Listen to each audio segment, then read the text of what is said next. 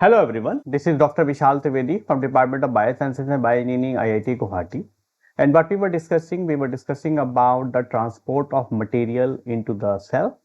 So what we have discussed so far in the previous lecture, we have discussed about the transport mechanisms in the prokaryotic system. So we have discussed about the passive diffusion, we have discussed about the active transports, and within the active transport, we have discussed about the different classes of molecules like carrier, transporters, and so on.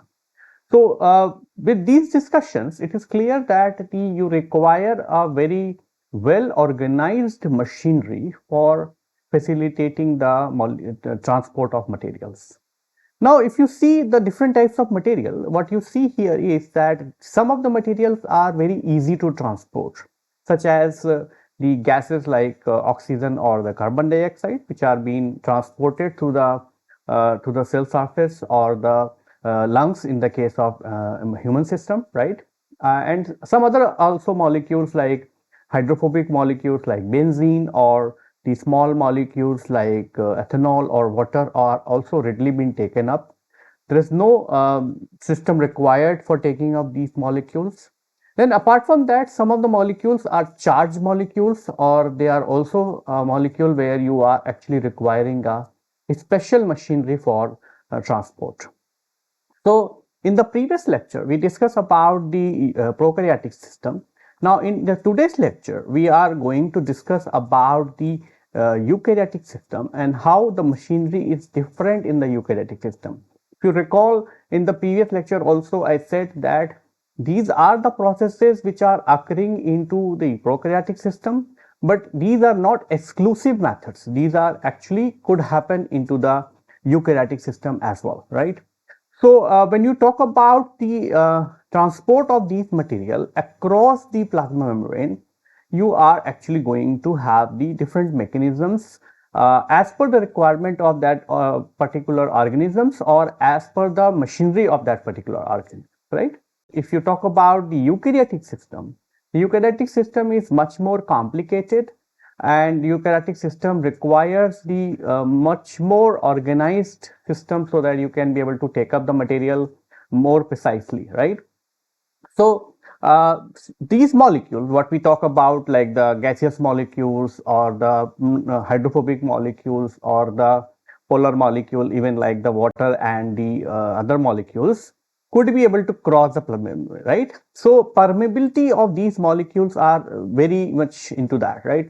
But if you talk about the ions, for example, the sodium ions, potassium ions, chloride ions, and the polar molecules which are unable to cross the membrane by diffusion, most of these molecules cross the membrane using transport proteins, right? And these proteins are important for selective permeability of the plasma membrane. Remember that the plasma membrane, what is present into the eukaryotic system, is semi-permeable, right? So it allows the selective transport of the molecules. The proteins have multiple membrane spanning region that allows the charge or the polar molecule to cross the membrane by forming a protein pore through the molecule interacting the hydrophobic chain of the phospholipid into the membrane, right? So as far the transport is concerned, right? First, you have to understand what is the requirement of the energy in terms of energy, right? Remember that when we're talking about the diffusion and the passive transport, we said that it is actually not requiring the energy, but whereas that in the case of active transport, it requires the energy because you are taking up the material against the concentration gradient. So as far as the thermodynamics of the transport is concerned, we have the two different types of processes. We have the passive diffusion, or we can have the active transport. Passive diffusion is the process in which you are actually requiring the it is going to driven simply by the concentration of the molecule. So it goes from the high concentration to the low concentrations. Now if you are actually understand the thermodynamics of this particular transport, what you're supposed to do is you are going to take a chamber, right? So you will take a chamber, then you actually split this chamber into two sections with the help of a membrane. So this is actually a, you consider that this is a plasma membrane, right? and this side you are actually going to have the molecules, and on this side it is actually going to have the no molecules. This means if I open this like this, right, so this is actually the cell, right, and this is going to be the external media and this is going to be the internal, right, and this is actually the external, this is the internal environment of the cell, right, and which is separated by a membrane, right. When you do so, the molecules will diffuse through this plasma membrane. If the molecules are hydrophobic and the other kinds of characteristics like gas molecules and all that, they will transfer, right. And in this case, the concentration out or concentration outside versus concentration inside is actually going to play a driving role, right. So when the two aqueous compartments have different solute concentration are separated by a permeable membrane, the solute will diffuse from one side of the higher concentration to the side with the lower concentration, continuing until the both aqueous compartments have the same concentration, right. So it is actually going to maintain the equilibrium. So initially there will be zero molecules at this side and you have the maximum number of molecules at this side. So slowly through the diffusion, these molecules will transport like this, and then ultimately you will reach to a situation where the concentration in the outside and inside is going to be same. So equation for the passive diffusion of a molecule across the membrane is going to be decided by the concentration which is outside versus the concentration what is inside. So where A is a uncharged molecule, remember this is, we are talking about the passive diffusion. If you are talking about the active diffusion, then there are many more factors which are going to participate into this reaction. So there is no energy required for transport, there is no energy required for this, right, and it is moving from this direction. So the chemical potential what it is actually going to generate is Ga naught plus RTL ln concentration of A, which is outside actually. So here the bar represent the quantity per mole and Ga is the chemical potential of A and the Ga is the standard chemical potential of A. So when you using this equation, you can be able to calculate the chemical potential, and according to the chemical potential, it is actually going to tell you about the many parameters and the many ways in which you can be able to produce the energy. So due to the concentration difference across the membrane, it generated a chemical potential which is delta Ga, right, and this is going to be delta Ga in versus delta Ga out. So and which is equivalent to RT ln concentration of A inside versus divided by the concentration of outside. If A outside is higher than the A inside, delta G will be lesser than 0, right, because this value is going to be, this value will be negative, right, and because of that it will cause the spontaneous net diffusion of A from the outside of the membrane to the inside. So remember that if you calculate the delta G A, right, and if it comes negative, right, which is actually the case in this case, right, it is actually going to give you the facilitated transport. So it is not going to oppose. If the Ga is positive, then it is actually going to say, okay, I will not allow you to transport, because then you require the energy for facilitating the transports. If the A in is higher than the A out, then dA will be more than 0, which means it is going to be positive, causing the spontaneous net diffusion of A from inside of the membrane to outside to enable the flow to occur from outside to inside, and energy releasing processes like the ATP hydrolysis must be coupled to make the overall free energy change negative and allow the inward movement of A. So basically you have to calculate the delta Ga, and delta Ga is RT ln delta A in divided by delta A out.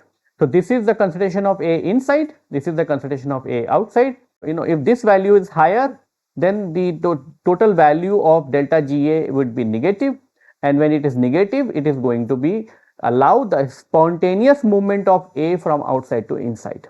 But if the delta Ga is positive, like it is above more than 0, then it will not allow, it will actually oppose, it will say, okay, the molecule can go from inside to outside, but if you want the molecule to come from outside to inside, then you have to work against the concentration gradient, and in that case you have to you couple that with the energy source so that you can be able to use that energy for pumping things, right? So this is exactly, simple as like if you are, filling the water and the hilltop, right?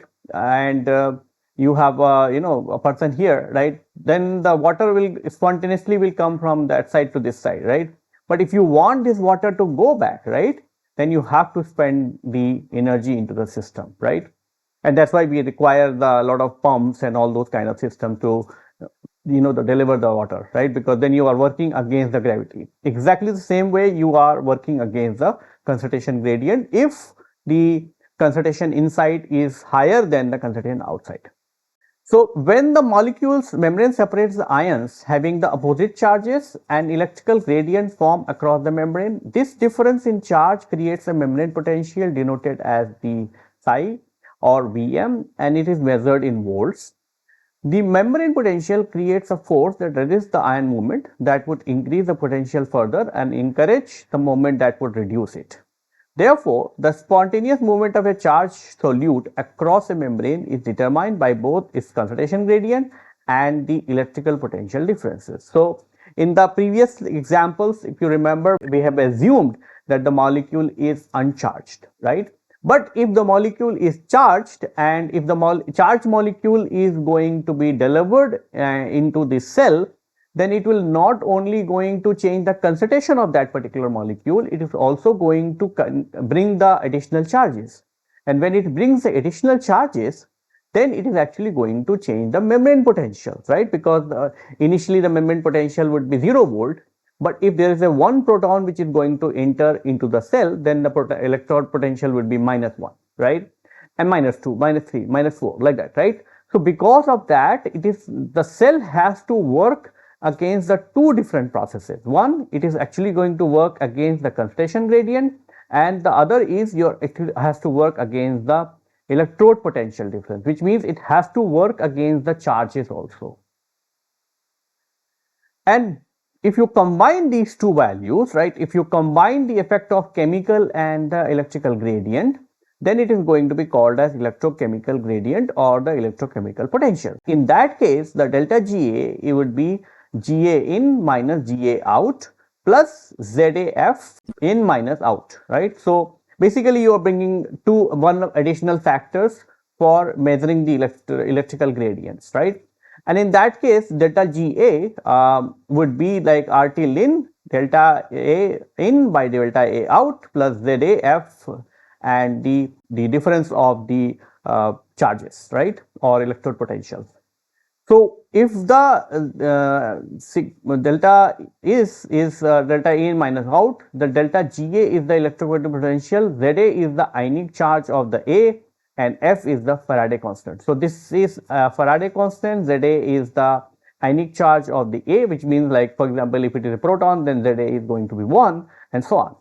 So this movement of the solute follows the second law of thermodynamics. We state that the molecule naturally moves towards a state of maximum randomness and minimum free energy. So this is the situation for the passive diffusion, right? In this case, we assume that the concentration outside is going to be high, right? So if there will be passive diffusion, there are two factors which are going to participate. One is the concentration, the other one is the charge. And both of these factors are going to decide on which side the molecule is going to move, right?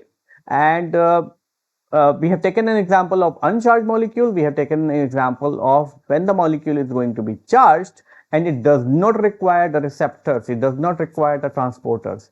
So presume that these are the additional conditions, right? If you are actually having a charged molecule, but it requires the additional like some transporters or channels and all that, then actually this equation will not hold. Then actually you require additional parameters to be considered, because that the movement of those molecules, the functioning of those molecules also require the additional amount of energy. So what will happen if there will be active transport, right? So what will be the energy and what will be the thermodynamics of the active transports? So active transport is not thermodynamically favorable. It is endogonic, right? So when the concentration of A is higher inside than the cell is outside, delta G is positive. This means A cannot move inward on its own and need to be coupled to a favorable process like ATP hydrolysis to drive the process. So basically, thermodynamics is only studying the spontaneous process. Non-spontaneous process is that if your concentration is high inside and low outside. In that case, also if you require the material what is outside, then you actually have to work against the concentration gradient, and in that case you're supposed to spend a lot of energy. Remember that what we have discussed, delta Ga, if it is negative, then the process is spontaneous, smooth, and does not require the energy. But if delta G is positive or more than zero, then it requires some sort of energy actually. Now, there are different types of processes what is occurring into the eukaryotic system. We have discussed some of these processes into the prokaryotic system. So, we discussed about the passive transports, and we have also discussed about the active transport, right? So, in the passive transport, the first process is diffusion, right? And remember that the last time we discussed about the diffusion when we were discussing about the types of transport processes into the prokaryotic system. So we are not going to discuss about the diffusion.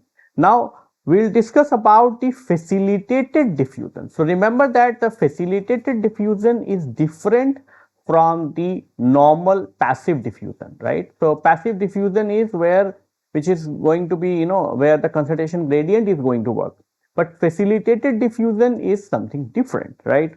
So what is facilitated diffusion? Facilitated diffusion is a type of passive transport in which the molecules move across the membrane according to their relative concentration. So this is true even for the normal passive diffusion also. It does not require external energy and transport along the concentration gradient or for charged molecule in response to the membrane's electric potential. The transport of molecule does not occur by dissolving into the bilayer, but by the protein that enable the molecule to cross the membrane without exposure to the hydrophobic interior. So this actually makes a difference between a normal diffusion versus the facilitated diffusion. So normal diffusion occurs because the molecules are dissolving into the lipid bilayer and then they are crossing the bilayer. But in this case, it is not. It is actually requiring a protein. It is requiring a transporters. It requiring some kind of channels, or it requiring the those molecules that will enable the transport, right? So it is actually going to use that particular pathway, right? But still there's no need to spend energy because it is a diffusion process. So it is actually going to be the concentration what is going to decide the transport. The polar and the charged molecules like ions, carbohydrates, amino acids can cross the membrane without any expenditure of the energy, right? So as long as you are not spending the energy, all those processes are passive processes, and whether it could be diffusion or it could be anything else. The movement across the membrane is mediated by the transport proteins, which expand the entire membrane and enable the specific molecules or ion to pass through by the diffusion, right? So this we have already discussed when we were discussing about the prokaryotic system, that you have the molecules on this side, and then they will actually going to use a transporter by different types of mechanisms. So this is going to be inward and outward movements of the molecules, and that's how they will be transporting to this side, right? So it can have the protein channels which are actually going to have a track, and utilizing this track these molecules will enter into the cytosol. Whereas in the case of carriers, it is going to do the flipping movements and all that. So facilitated diffusion is typically carried out by two main types of proteins, which are called as carrier proteins and the channel proteins. And we discussed a lot about the carrier protein and channel proteins in our previous lectures. Now, the carrier protein transport the molecule by binding it on one side of the membrane, leading it to the conformational changes, which allows the molecule to move across the membrane and transport to the other side. So on this side you have the molecules. This is a carrier protein. It is actually going to bind the molecule, and then there will be this movement, that movement, right? Remember, like when we were talking about that, right? So it is actually going to have the inward and outward movement, and because of that the molecule will come here, and then it will be opening like this side, and then that's how this molecule will be present into the cytosol. Sugar, amino acids, nucleosides are transported across the membrane using the carrier protein in most of the cells, right? So this is just a general mechanism. We have not taken the examples, right, how we are going to happen. One of such example is the glucose transporters. GLUTs are examples of the carrier protein involved into the uptake of glucose. So this is the structure of the GLUT protein, where you have the 12 transmembrane helices containing the intracellular amino and carboxyl terminal, and they are being classified into like GLUT1, GLUT2, GLUT3, GLUT4, like that. So these are the 12 transmembrane domains, and their job is to transport the glucose from outside to inside, right? So in the class 1, you are going to have the GLUT1, GLUT2, GLUT3, and GLUT4, whereas class 2 includes a GLUT5, GLUT7, GLUT9, and GLUT11. Class 3 includes GLUT6, 8, 10, 12, and 13. And how it is actually going to transport? So mechanism is, some studies suggest that the GLUTs generally work by changing their conformations. In the first conformation, the transporter has the glucose binding site facing outside the cell. So it is actually going to work like this, right? So it is going to work like this. So the molecule has the active site which can actually bind the glucose, but it is facing from outside. Once it binds, then there will be a conformational changes, and it's actually going to open the cavity on this side, and that's how the glucose will be transported. So upon binding the glucose, it undergoes the another round of conformational changes, which cause the glucose molecule to face inside the cell, releasing the glucose into the cell. The transporter then return to its original conformation, right? As soon as the glucose is being removed, again it will revert back to this particular conformations, where it can actually receive the glucose from outside. In most of the cells, glucose enters via the facilitated diffusion because its extracellular concentration is very high. Inside the cell, the glucose is quickly metabolized, either quickly metabolized or glucose is going to be phosphorylated with the help of the enzyme which is called as hexokinase, and the glucose is going to be get converted into glucose 6 phosphate, right?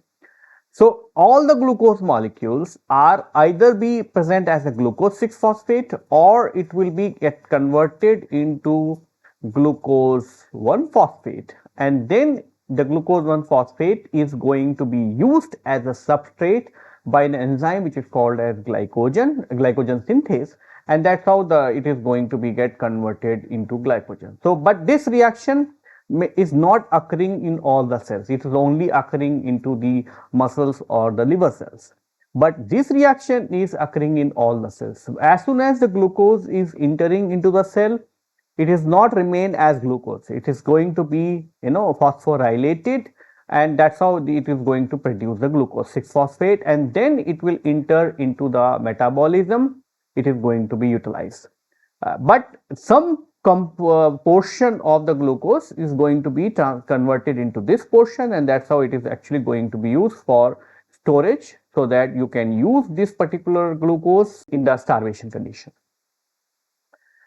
So keeping the intracellular level low and allowing the continuous uptake. However, since the glucose transporter is reversible, glucose can also exit the cells, such as liver cells that produce and release the glucose into the blood. So since these GLUTs, right, all the proteins, they can actually have the conformational changes, they can actually deliver the glucose on this side and that side. The same protein can be used even for releasing the glucose, right? So basically that happens when there will be a starvation condition. When there will be a starvation condition, the glycogen is going to be breakdown, and it is actually going to produce the glucose, right? And that going to happen within the liver cells. And then this glucose is going to be utilized by the GLUT4 or GLUT3, whatever the transporter, and then it is going to be used for releasing the glucose into the blood. And that's why there is always a dynamic equilibrium of the blood glucose level versus the blood what is present into the liver. And that's why it is always been said that if you are actually having the functional liver, right, then you will actually going to maintain the blood glucose level very nicely. Most of the time, when the people are suffering from the diabetes or glucose related disorders, it is actually linked to the into the problem of liver rather than the problem of pancreas. So channel proteins allow the diffusion of specific molecules to the membrane by the forming of open pores. Many cells have the aquaporin. So aquaporin is for the water or water channel proteins, which allows the movement of water at a faster rate than the simple diffusion through the membrane.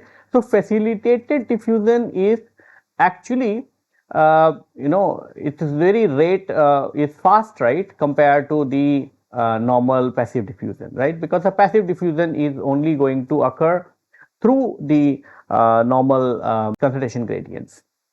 Another example for the channel proteins are ion channel that allow the movement of ion through the membranes. They allow the rapid movement of ions and are highly selective to the ion of an appropriate charge and the size. Most ion channels are regulated by GAT that open in response to a specific signal to allow the transport. Remember that we discussed about the voltage gated ion channels and other things. And then we have the ligand gated channels which are opening in response to the signaling molecules. So that also we have discussed in the previous lecture, right? Examples are nicotinic, and all these receptors which are present in the brain, and they are cation selective channels which are involved into the neurotransmission in the central and peripheral nervous systems. And this particular receptor is having the five transmembrane subunits. Each contains the subunit having the 4 transmembrane domain, which is M1 to M4, and intracellular loop and extracellular N terminus having the cysteine loop and the C terminus. The ligand binding site is near the N terminus. They can be homopentameric or the heteropentameric based on the subunit assembly. The acetylcholine receptors primarily regulate the flow of sodium, potassium, and calcium across the membrane. And examples of the ligand for this particular receptor is for the acetylcholine, right?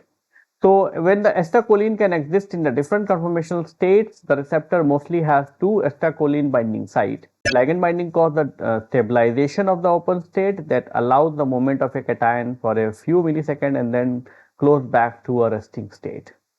Then we have the voltage gated channels open in response to the electrical potential across the membrane. So examples is voltage gated potassium channels, which are mostly been operative into the neurons and the other kinds of brain cells. And they consist of the 4 subunits that are identical, and each subunit have the 6 transmembrane domains S1 to S6. S4 is the voltage sensor while S5 and S6 forms a pore containing a P-loop conferring the ion selectivity. So it is not that the voltage gated channels are going to work against a voltage channel, right? Against a voltage change in the voltage. It is actually going to work against a particular ion and the change in the voltage by the particular channel, right? What is the mechanism? So according to some studies, the membrane depolarization leads to the conformational changes into the voltage gated potassium channels, which allows the open conformation energetically favorable, leading to the activation of the channel. So this is what it is going to say, right? So this is the intracellular side, this is the extracellular side, and you have the S4, the transmembrane domain. And when there will be the entry of the molecules, so this particular charge molecule or this particular the voltage gated channels are going to be change the structures, right, or change the charge, right, and because of that it is actually not going to allow the movement, right, so it is going to be closed.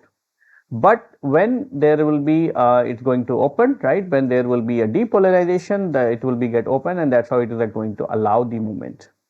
So under the negative membrane potential, the S4, right, S4 is pulled down because of the electrical attraction as the inner membrane is negatively charged. changing the conformation of the channel to a closed state, right? So when there will be a negative charge onto the inner side of the membrane, right, then that is actually going to attract the membrane, attract the positive charges on which is present on the receptor, and because of that it is actually going to close the receptor or close the channel actually, and there will be no movement of molecules. But then when there will be a depolarization and there will be a positive charge inside, then there will be a repulsion, right? So there will be a repulsion, and because of that the channel is going to open. So upon the depolarization, the negative membrane potential is decreased or reversed. S4 is now pulled through the outer membrane, changing the conformation to a open state. Now let's talk about the filtration, right? So filtration is the another way of passive transports.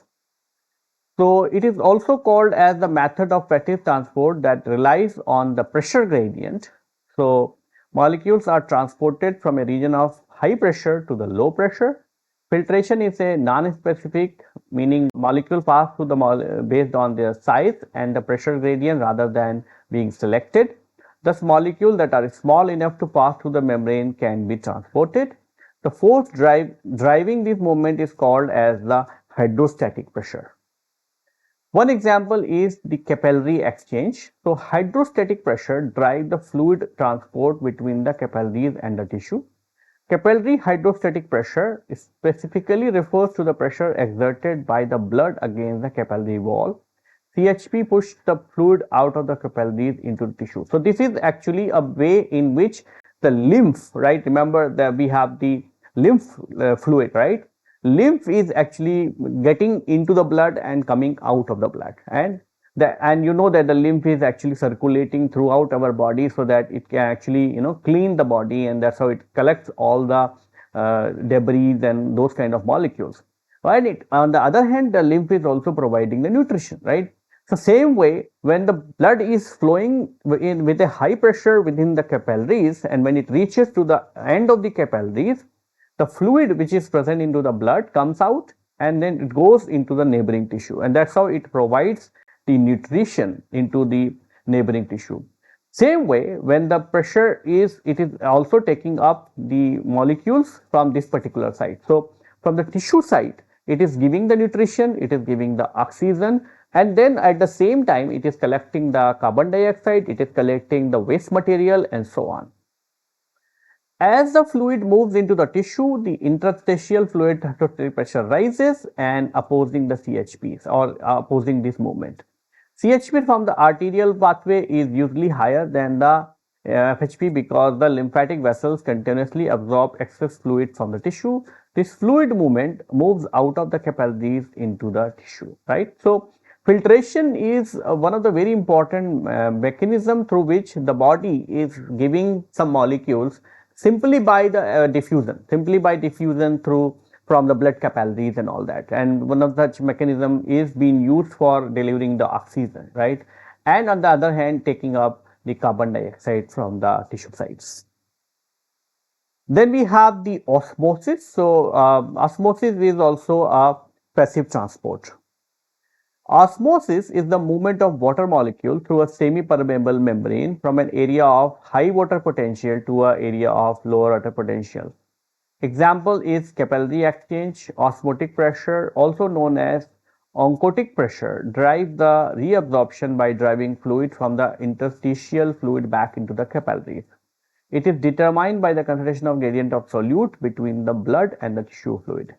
A region with higher solute and the lower water draw water from the region with a low solute and high water content. So osmosis is following the reverse mechanism. It is a movement of water molecule from the high concentration to the low concentrations, which means it is a movement of solute from the high concentration to the low concentration.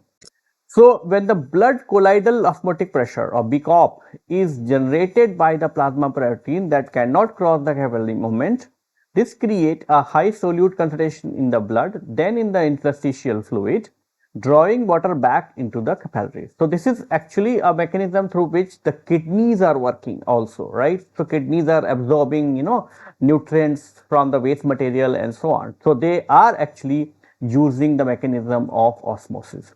Since the interstitial fluid has a very few proteins, These osmotic differences drive the reabsorption and pull the dissolved molecule with the water. So this is, you can understand, this is a, the nephrons, and when the blood is flowing, right, it is actually giving all the molecules into the kidney, right, and that's how they will going through a process of, filtrations and reabsorptions and all that, right. So in the reabsorption, it is actually going to taken up again back into the blood, right. Then we'll talk about the active transport. So active transport, we have the primary active transport and we have a secondary active transports. So let's talk about the active transport. So active transport moves the molecule against their concentration gradient using the energy commonly from the ATP hydrolysis. So remember that the ATP is the most preferred molecule which you can use for, producing the energy, but it is not always the ATP. You can use even alternatives also. It can also utilize the energy from the light or the electrochemical gradients. Active transport is classified as the primary or the secondary based on the energy source what you are going to use. And remember this particular type of movement which are actually going to happen because of the active transport, where the ATP is actually going to induce the conformational changes of inward and outward movement in a reverse fashion. And that's how even the molecule are more here and less here, the movement would be not from here to here, the movement will be from here to here, right? Although this is against the concentration gradient, and that's why you require a very spending of energy. So what is the primary transport? So primary active transport directly uses the energy commonly from ATP, photons, or the electrochemical gradient from movement of molecule from the low to high energy across the membrane. So you are going to use the ATPases that catalyze the ATP driven transport of molecule. Hydrolysis by the enzyme causes the loss of phosphate from the ATP, leading to the formation of ADP. This causes the conformational changes of the transporters, leading to the inward or outward movement of the molecule to be transported. One of the classical examples of where the ATP is going to be used. So you have the molecule on this side, and then when the ATP binds, there will be inward and the outward conformational changes, and that's how the molecule will be delivered into the cell. And then we have the ion pumps that contains the ion gradient across the cell membrane are examples of the primary active transport by the ATP hydrolysis. So sodium potassium ATPase is a common example of the ion pumps.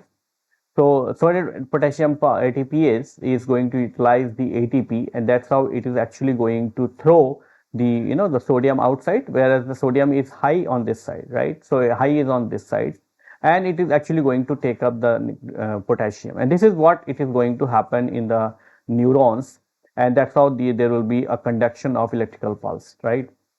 So this all we have discussed in detail in one of my MOOCs course called Basics of Biology. The concentration of the sodium outside the cell is 10 times more than inside the cell. In contrast, the concentration of sodium is more inside than the outside, but the sodium potassium ATPase or the sodium potassium pump is going to maintain the concentration gradient, which means sodium is more outside, potassium is more inside, but it is going to take up the sodium from outside and it is going to throw the sodium outside actually. So ion pump transport these against their concentration gradient by using the energy provided by the ATP hydrolysis. For every ATP consumed, the ATPase pumps 3 sodium outside and the 2 potassium inside. So basically one molecule of ATP is going to be utilized, and in that process it is actually going to throw the 3 molecules of sodium outside. So remember that the concentration of sodium is going to be very high outside, but even then it is working against the concentration gradient, right? And it is going to take up the 2 molecules of potassium, although the potassium is going to be very high inside. And because of this, there will be a loss of the positive charge, and because of that only it is actually going to induce the electrical pulse, and that is going to be conducted across the neurons. So structure consists of the catalytic alpha subunit with the beta subunits, and the alpha subunit has the 10 transmembrane helices containing the ion binding site. So this is the general structure of the sodium potassium ATPase. The beta subunit has a single transmembrane domain and is highly glycosylated. So this is the beta domain. And the pump has the 3 sodium binding site and the 2 potassium binding site.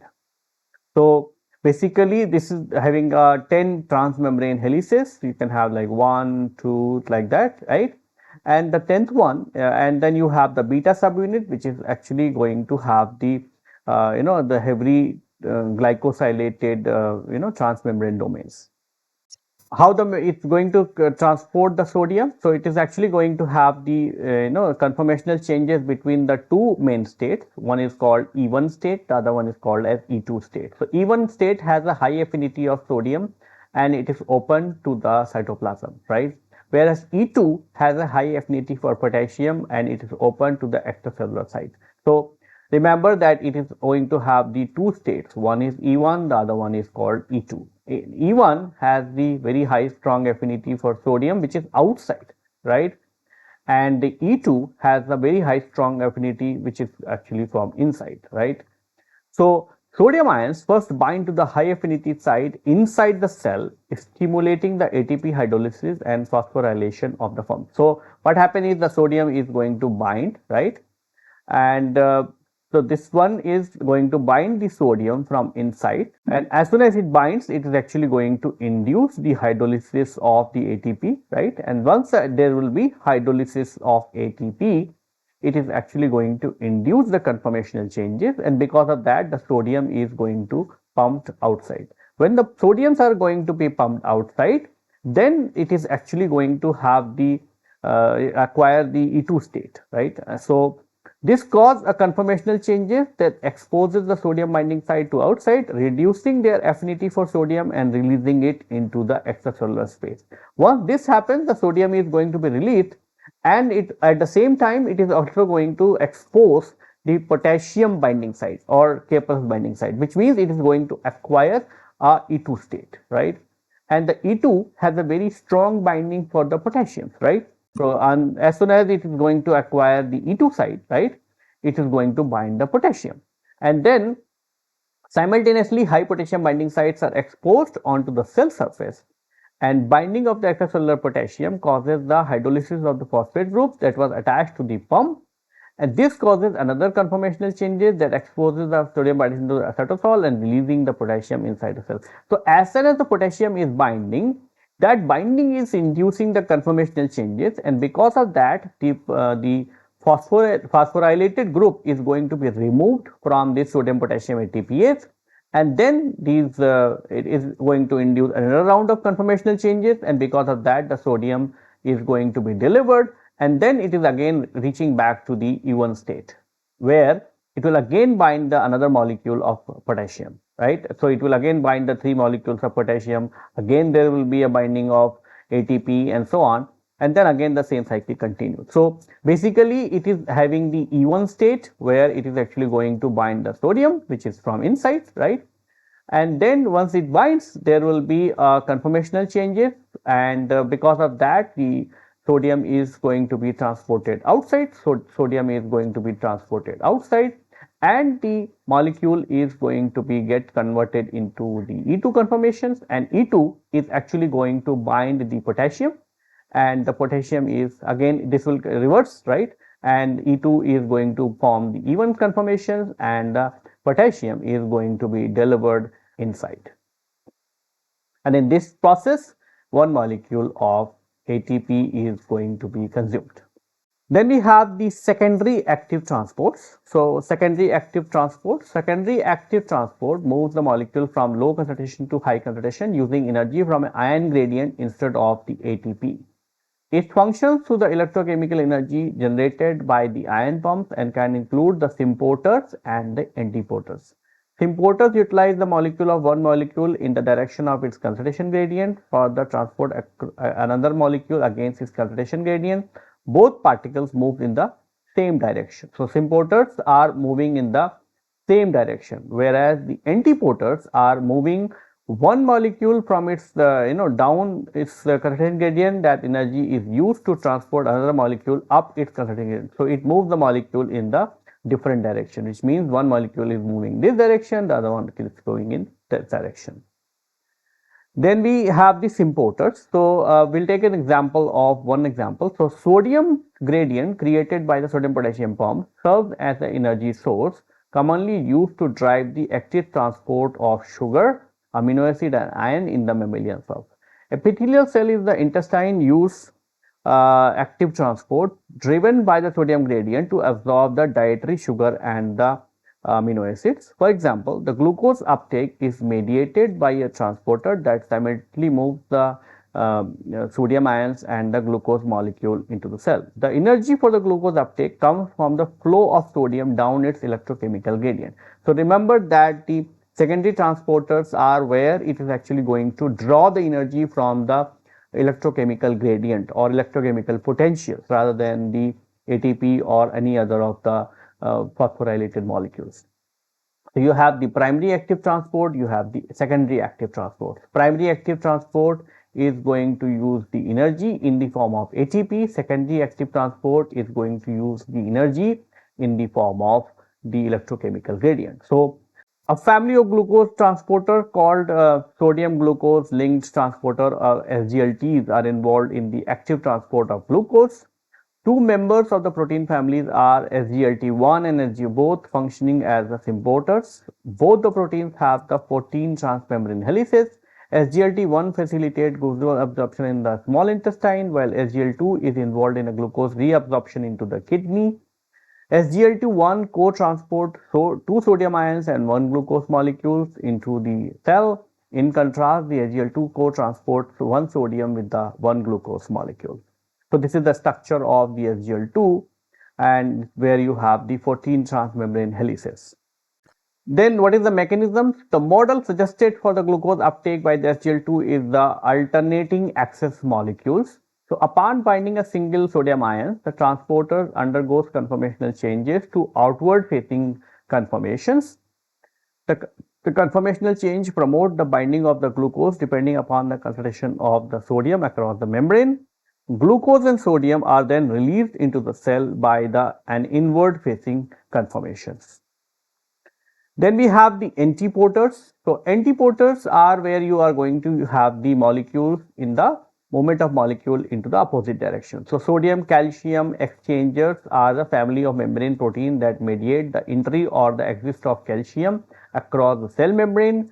The exchangers typically export one calcium in exchange of the importing 3 sodium, contributing to the depolarization because there will be a change in the chart, right? When you are bringing one calcium, you are bringing 2 positive ions, but when you are in exchange of importing 3 sodium, then you are actually throwing the 3 plus, right? So this means there will be a deficiency of 1 electron. So NCX is present in many cell types like cardiac cells and neural cells and play an important role in removing the calcium in the resting state, thereby maintaining the low concentration of calcium in the cytoplasm. Normally, sodium gradient produced by the sodium potassium ATPase is the driving force of the exchangers. At resting membrane potential, the exchanger transport the calcium outside of the cell due to the high concentration of the sodium outside the cell. However, elevated intracellular sodium level can reverse the exchanger's direction, leading to the calcium entry and the sodium export. The direction of ion flux is regulated by many factors such as the ion transport, stoichiometry, membrane polarization or depolarization, and the transmembrane gradient of the sodium and the calcium ions. One of the example of this is the structure that consists of 10 transmembrane helices T1 to T10, right? So this is the transmembrane structures, and it has 2 hubs like TM1 to TM5 and TS6 to TM10, which are oriented inversely. Alpha 1 and alpha 2 are highly conserved repeat and make the 4 helix structures like TM1 and TM3, TM7 and TM8, creating an ion channel passing 4 binding sites, right? So this is the ion channel binding site.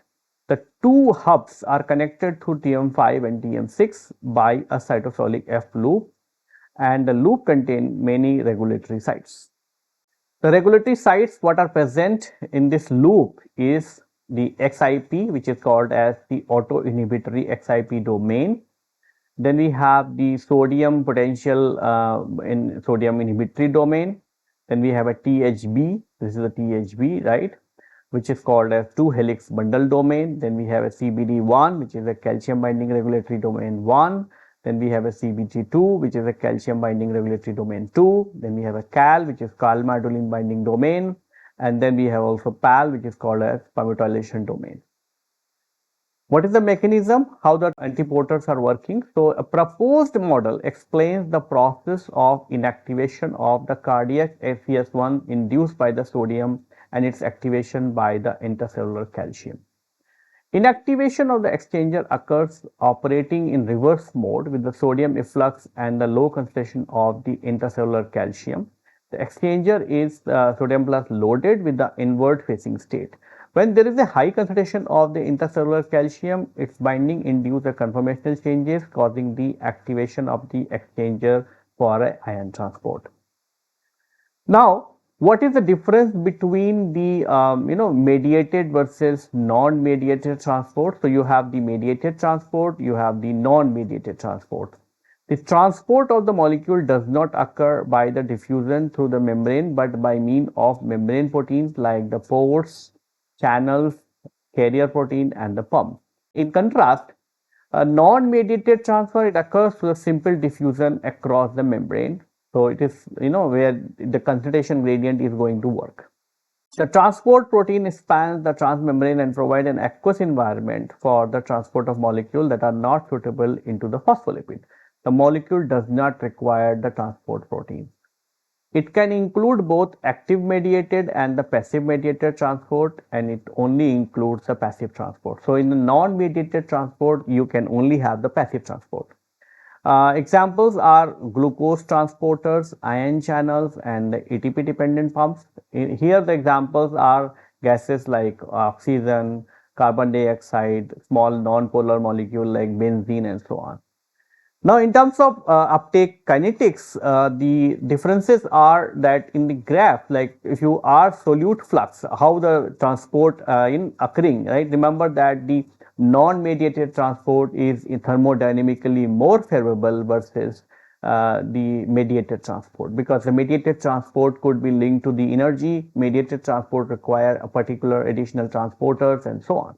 So basically, in a mediated transport, what happen is, if you see the flux of the molecules, the flux is going to go up, like, and then it is actually going to reach to a saturation point, because you require the protein, right? You require a protein to or the carrier or the transporters to facilitate. So once the transporters are going to get saturated, then there will be no additional uptake, right? Then there will be no additional uptake of the molecules.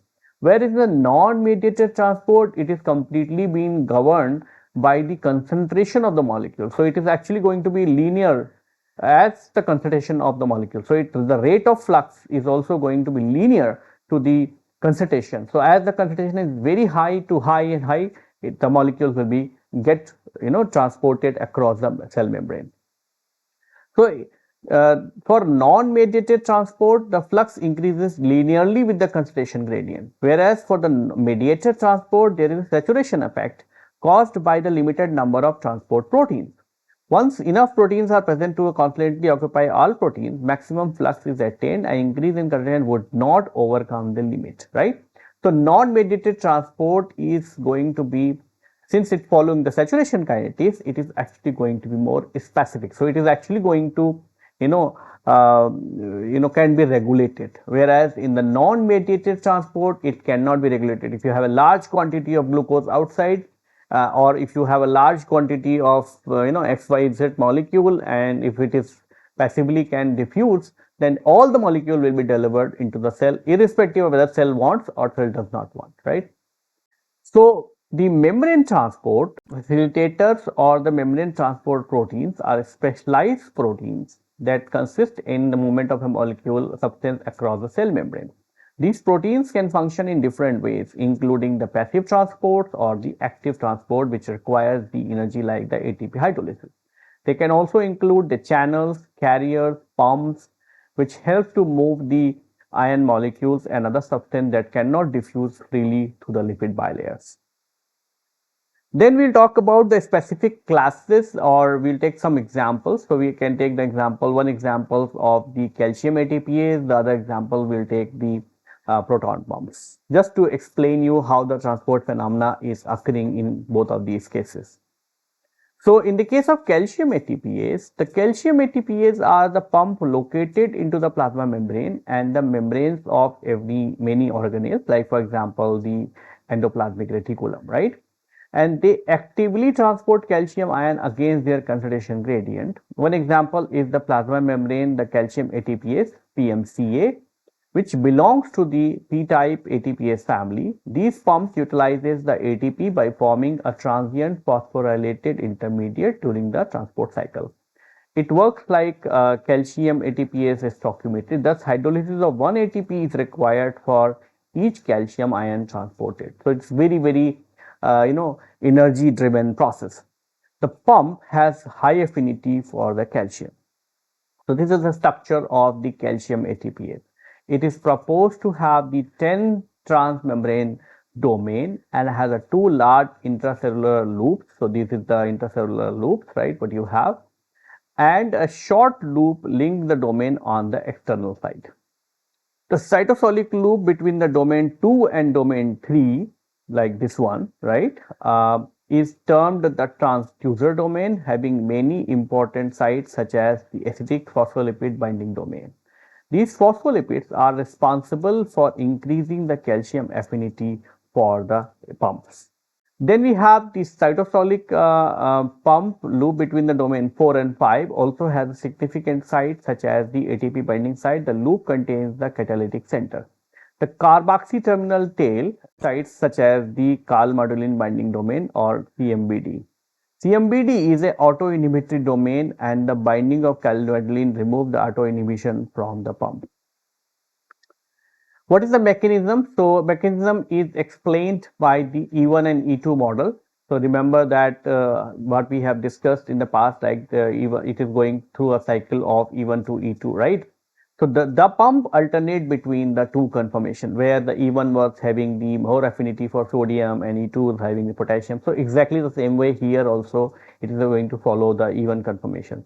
So in the E1 conformation, the calcium sites are outwards the cytoplasm, and in the E2 conformation, the calcium sites are facing outside the cell. So upon binding the calcium, the ATPase activity of the pump is stimulated, resulting into the formation of phosphorylated intermediate, that is the E1P, and the occlusion of the bind calcium ions. And then what happens? The calcium ion is transported across the membrane simultaneously with the release of stored energy as the pump shifts from E1 to E2 conformation. This conformation has low affinity for calcium and thus release the calcium on the extracellular side.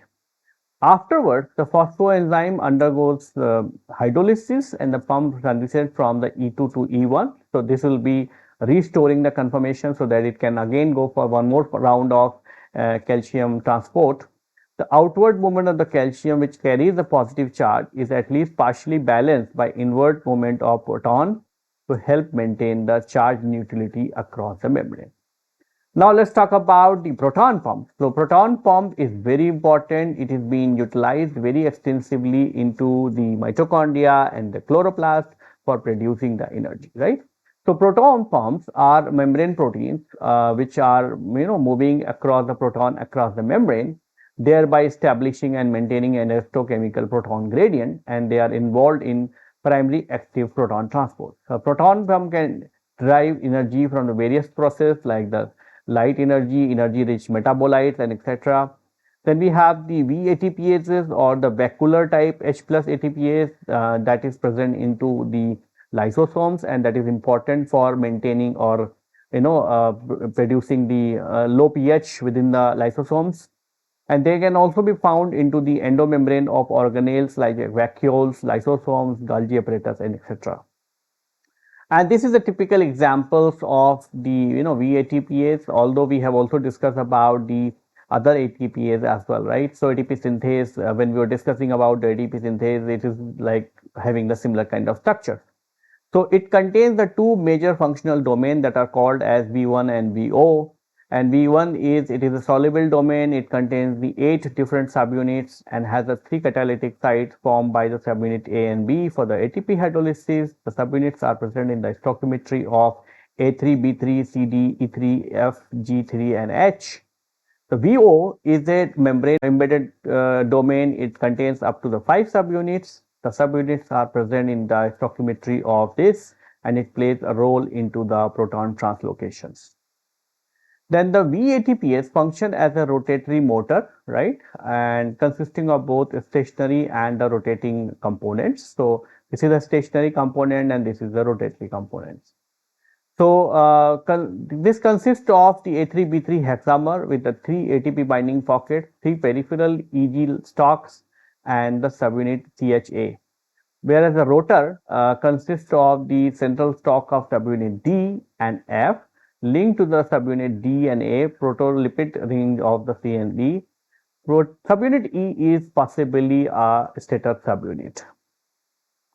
What is the mechanism? A conformational changes in the catalytic hexamer due to the ATP hydrolysis cause the rotation of the central stalk and the proteolipid rings. The rotation of the ring relative to the subunit A is important for the transport, as subunit has a aqueous hemichannel. One is the cytosol facing hemichannel that enables the entry of proton. The other is a lumen facing hemichannel that enables the exit of protons. The stator subunit component stabilizes the complex and prevents the rotation of the stator subunit, right? The C termini of EG binds to the N termini of the B subunit. The N termini of EG interact with the subunit CH and N terminal region of the subunit. Subunit C and H consist of 2 globular domains termed as the C head by C foot and CNT by CT, which are linked by the flexible connector. VATPase activity is highly regulated, right? Primarily through the reversible disassembly into the V1 and VO. Remember that V1 is the rotatory domain and the V0 is the stationary domain, which is present into the transmembrane by a process known as the regulated assembly. In the dissociated state, both ATP hydrolysis by V1 and the proton transport are inactive. During disassembly, there is a conformational changes into the subunit H, causing the HCT to interact with the subunit F to possibly prevent the rotations. So this is all about what we have discussed into the today's lecture. What we have discussed about the movement of the molecule across the membrane for their different types of cellular function and how it is regulated. The movement of the molecule is regulated across the membrane. We discussed about the passive transport. We have discussed about the thermodynamics of the passive transport, and we understand that it is the concentration gradient which is actually going to derive and it is going to make the free energy changes, right? If you want the movement across the concentration gradient, then you are supposed to spend the energy in the form of ATP, or you can actually be able to drive the energy from the gradients or electrochemical gradients, right? So based on these energy sources, the transport could be the primary transport, primary active transport, or could be the active transports. We have taken a couple of examples of each category and each example so that it would be easy for you to understand the mechanism of these molecules, mechanism of the transport processes, and so on. So with this, I would like to conclude my lecture here. In our subsequent lecture, we are going to discuss some more aspects related to the transport of molecule across the membrane. Thank you.